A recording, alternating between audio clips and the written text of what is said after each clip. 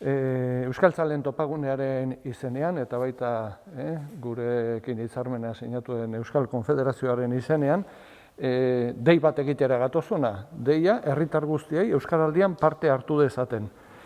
COVID-19 gogor kolpatu gaitu, baita euskara ere, eta uste dut kontziente garela denok jende asko oso gaizki ari dela pasatzen, eta guk Euskaraldiaren izenean ere bereiekiko elkartasun guztia erakutsi nahi dugu. Eta egoera zail honetan, Euskaraldiaren parte hartzea, gure ustez, euskara biziberritzeko urrats garrantzitsua izateaz gain, bada itxaropena eta bizitza soziala aktibatzeko modu bat ere. Horregatik, ahalik eta parte hartzerik handiena lortu nahi dugu, erdiatzi nahi dugu. Euskara, ametsek esaten zuen bezala, erabilerak salbatuko du. Euskara erabili eta entzun egin behar da kalean, eskoletan, enpresentan, erakundetan, hori da, euskuntzaren etorkizuna bermatzeko modu bakarra. Ez da aski jakitearekin, erabili egin behar da. Eta euskara zenbat eta gehiagorekin eta gehiagotan egin, orduan eta erakargarriagoa izango da ere, ez dakiten herritarrentzat. Izena emateko eskatu dugu, eta esango dugu, Euskaraldian parte hartzeko eta txapak eskuratzeko, jende asko ari dela eskatzen, nahi eta nahiezkoa da izena ematea.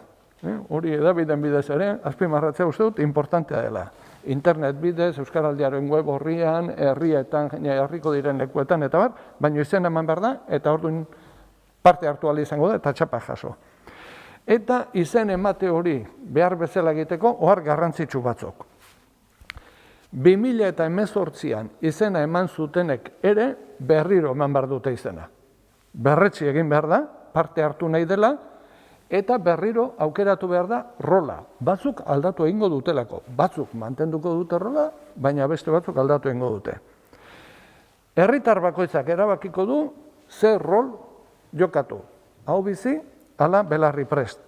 Eta gogorarazi behar dugu, eta hau behin eta berriz esan behar dugu, rolek ez dutela zerikusi zuzena ezagutza mailarekin hartuko den jokaerarekin baizik. Alegia, hau bizi izango da, 15 egun horietan, euskeraz ulertzen duten guztiekin, euskeraz arituko dena beti. Lehen hitza beti euskeraz egingo duena. Eta ulertzen dutenei, euskeraz jarraituko duena egiten, ez dutela ulertzen esan arte. Beraz, horrek behar du, animoa eta eutsi. Horiek dira hobiziak. Eta gero, denok gara belarri prest. Hori ere esan behar da. Denok gara belarri prest eta batzuk izango dira hobizi.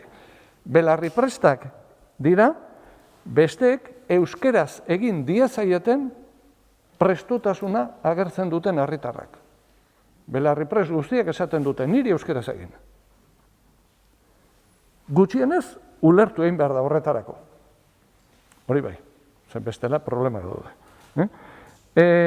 Baina, bere arrazoiak edo baldintzak direnak direla, persona horrek esaten du, ni ez naiz iristen mundu guztiari eta beti euskeraz egitera. Baina, persona hori ere saiatuko da ahalik eta gehienekin euskeraz egiten, lehen hitza euskeraz egingo dute batzuk, beraz, portaera aktiboa ere esan nahi du belarri presta izatea.